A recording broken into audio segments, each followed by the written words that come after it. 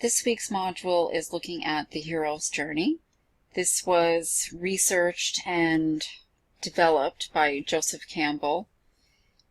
He was a scholar, and what he noticed as he was studying stories throughout different human cultures and different time periods, that there seemed to be this pattern that is reoccurring in every story.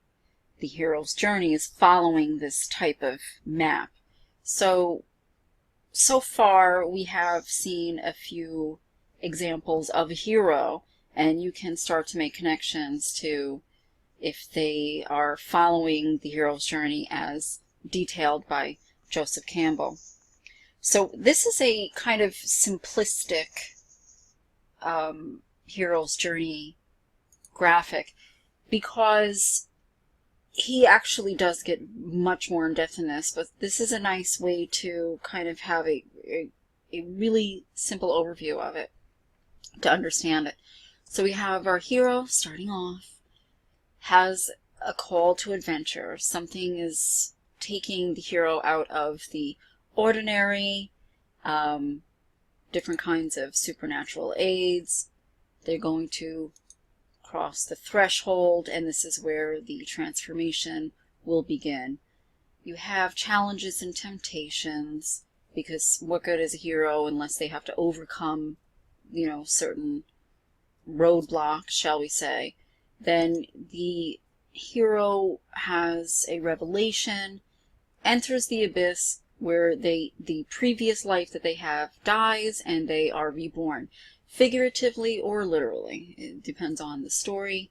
Of course, that means it's a transformation, heading into atoning for any previous mistakes, returning back to the land from which they had came. So the hero understands this part here. This is what they have known, and this larger part of the journey is what the unknown is, and that's what is going into making a hero, right?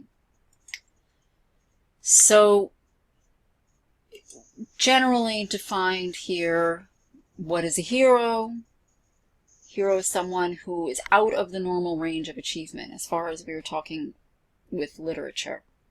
That person has given themselves to something bigger, either physical or spiritual. They will begin with something lacking within themselves as they are setting off on the journey. So our heroes are not perfect. And the overall moral of the story is that the hero will sacrifice himself or herself for something bigger, something more of the greater good. So here's another graphic that you can see is more in depth than the first one that we saw, and it gets even even more specific. But this is another one that gives you a good overview with a little bit more detail about the different stages that the hero is going to be going through. So we will be looking closely at what is the hero's journey within the module, but this will just give you a kind of quick overview of how this connects to something that we've already read, which is the Odyssey. It's very easy to match the Odyssey to the hero's journey. And what you can see here on the left-hand side is I don't have 17 different pieces of the hero's journey. Joseph Campbell says not all 17 show up in every single story, and they don't all go in that same order. Just that these are the patterns that he sees over and over again. So you can pick a story that you believe is heroic, and you can see if you can match that hero to things that are within the hero's journey. And for the most part, you can. I actually have not seen this fail yet. So this is kind of an interesting thing that has been tapped into. So if we take the Odyssey, what do we have here? Odysseus is going to be separated from the known. He was separated from his home in Ithaca, and the call is because he has to, right? He has to go to the Battle of Troy. Then he does cross the threshold into the unknown because he is messing around with the Cyclops and pissing Poseidon off. Now he is going to go into this initiation and transformation level, and these are the different areas that he is going to go through. He has the challenges, he has Circe, he has the Lotus Eaters, etc. that we have studied. Then he enters the abyss, is when he was stuck with Calypso and he could not get off.